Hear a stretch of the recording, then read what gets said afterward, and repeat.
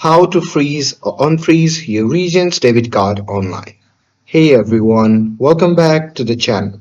So if you lost your card or just need a temporary pause, well here is how to freeze or unfreeze your Regions debit card online. So now without further ado, let's get started.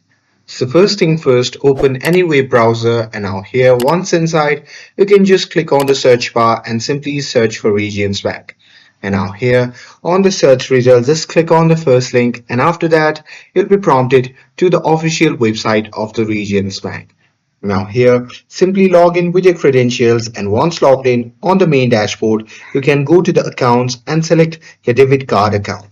And after that you simply have to click on card control or manage card and then select freeze card to temporarily block it.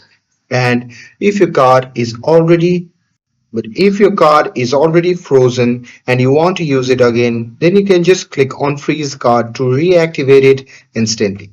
And once you do that, you'll see a confirmation on the screen with that your card status has been updated. And that's it.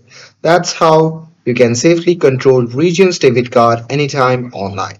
With this, if you found this video helpful, then don't forget to like, share, and subscribe to get updated for more videos. Thanks for watching, and I'll see you in the next video.